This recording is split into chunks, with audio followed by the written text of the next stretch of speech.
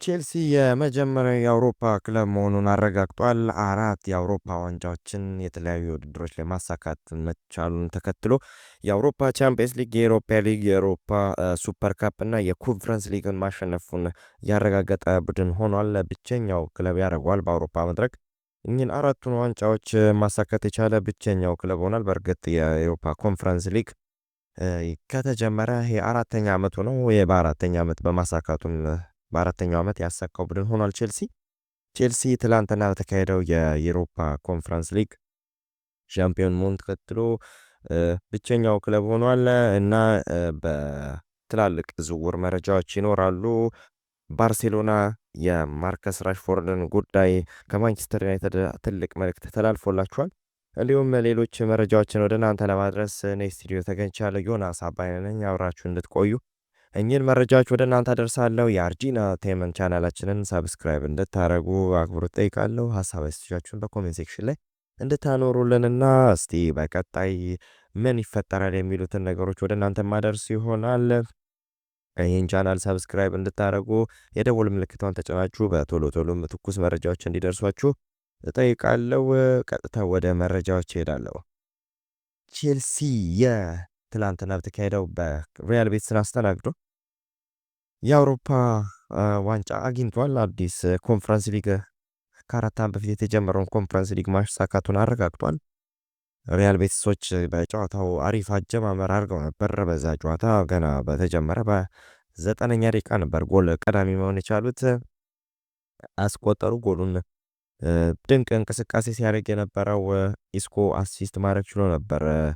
ለዞላዞሊ ነበር ጎል ያስቆጠረው። ዞላዞሊ የመጀመሪያን ጎል ካስቆጠረ በኋላ ሪያል ቤቲሶች በመልሶ ማጥቃትም በአሪፍ ቢውልዳፕ መስርተው የሄዱ የቼልሲ ግብ ክልል አደገኛ ሙከራዎችና እንዲሁም በጣም ሰፋፊ የጎል እድሎችን መፍጠር ችሎ ነበር። ሁለተኛ ጎል ማስቆጠር የሚችሉበትን እድል ሳይጠቀሙበት ቀርተዋል። ያም ይመስላል ዋጋ ያስከፈላቸው። በመጀመሪያ አጋማሽ ቼልሲ በሪያል ቤቲስ የግብ ክልል ለመድረስ ሲቸገር ተስተውሏል። በኳስ ቢውልዳፕ መስርተው ሄደው ኳስ ተቃብለው የሪያል ቤቲስን የተከላካይ መስመር ማለት ሳይችሉ ቀርተው ነበር በመጀመሪያ አጋማሽ።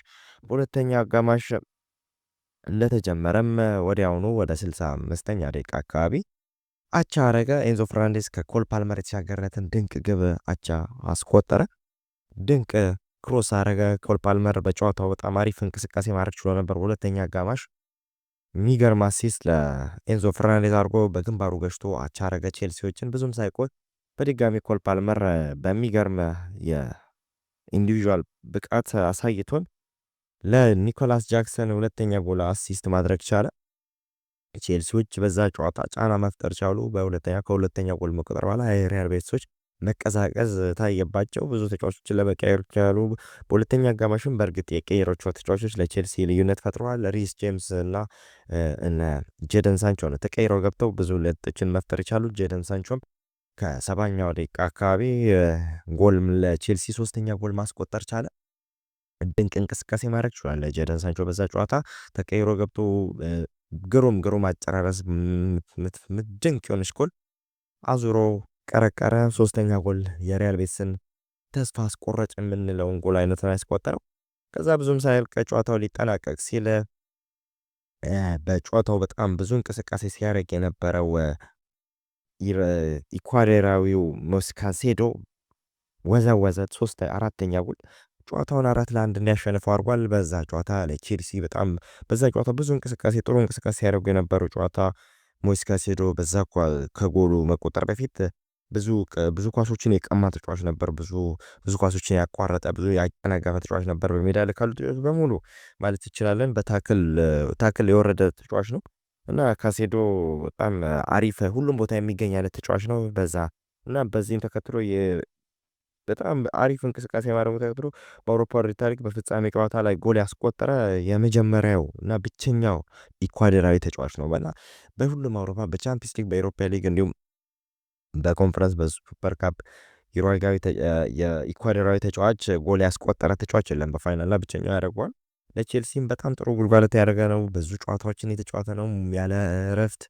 በፕሪሚየር ሊጉ 38 ጨዋታ አንድም ጨዋታ አላመለጠውም በዚህ ያለፈው ሲዝን ፕሪሚየር ሊግ ጨዋታ ላይ ነው።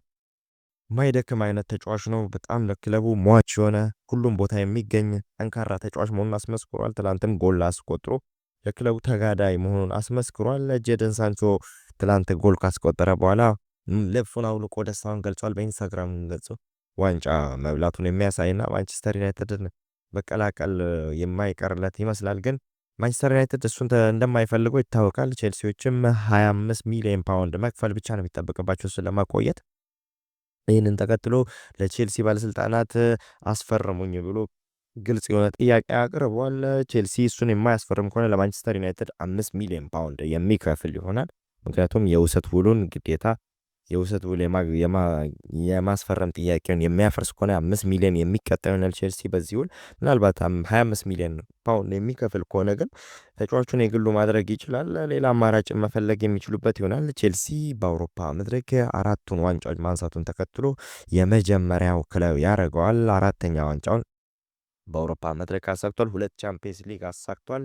እንዲሁም የኢሮፓ ሊግ 1 በ2019 በዛሬው ዕለት ነበር የኢሮፓ ቻምፒየንስ ሊግን የኢሮፓ ሊግን ያሳካው ከአርሰናልን በ2019 አርሰናልን 4-1 ያሸነፈበት ትላንት ደግሞ አሸነፈ።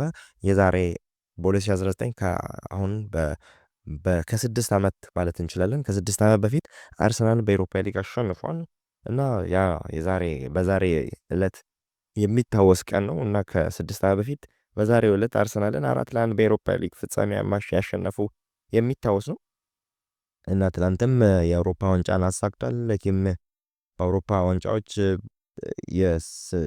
ብዙ ዋንጫዎችን ማሳካት ችሏል። ዩሮፓ ሊግ 2 ዋንጫ አሸናፊ ይሆናል። በአውሮፓ ቻምፒየንስ ሊግ 2 አሸናፊ ይሆናል። እንዲሁም የአውሮፓ ሱፐር ካፕም 2 አሸናፊ ይሆናል።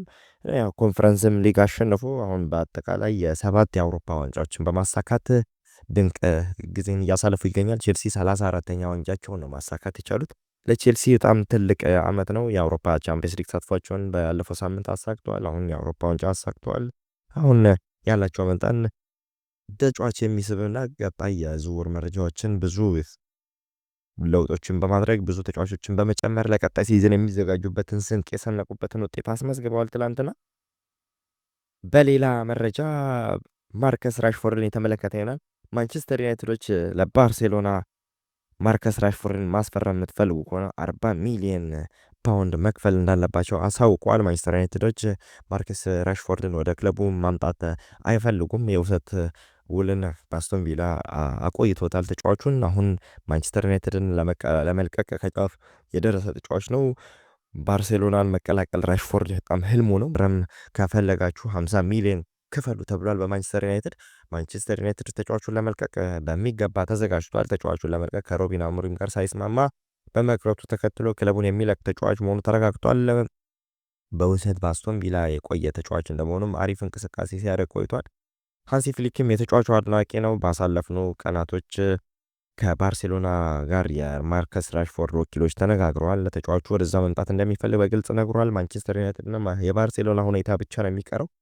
ተጫዋቹን ማስፈረም ከፈለጉ ባርሴሎናዎች 40 ሚሊዮን ክፈል ብሏል። ባርሴሎናዎች ግን ያንን የመክፈል አቅም በፋይናንሻል ፌር ፕሌይ አማካኝነት የመክፈል ፍላጎት ያላቸው አይመስልም። ምናልባት የውሰት ውል በማስፈረም ከዛ የመግዛት አማራጭ ያለው ኮንትራት ነው የሚፈልጉት። ራሽፎርድን የማስፈረም ፍላጎት ያላቸው በዛ ይመስላል። ራሽፎርድ በዚህ ቡድን ውስጥ የሚቀላቀል ከሆነ ለባርሴሎና ትልቅ የሆነ የስኳድ ዴፕስ እንዲሰጠው የሚያደርገው ይሆናል። በሱም የተጫዋቹ የባርሴሎና አድናቂ እንደመሆኑም በባርሴሎና መቀላቀል በጣም ትልቅ ፍላጎት አለው። በሌላ በኩል የጆናታን ታይ የባየር ሊቨርኩሰኑ ጆናታን ታይ ኮንትራቱን ጨርሶ ወደ ባየር ሙኒክ መቀላቀሉን ተረጋግጧል። የ4 ዓመት ኮንትራት ሊፈራረም ተዘጋጅቷል። እስከ 2029 የሚያቆየውን ውል ነው ለመፈራረም ያሰበው ጀርመናዊ ተከላካይ በነፃ ዝውውር ወደ ባየር ሙኒክ የሚቀላቀል ተጫዋች መሆኑ ተረጋግጧል።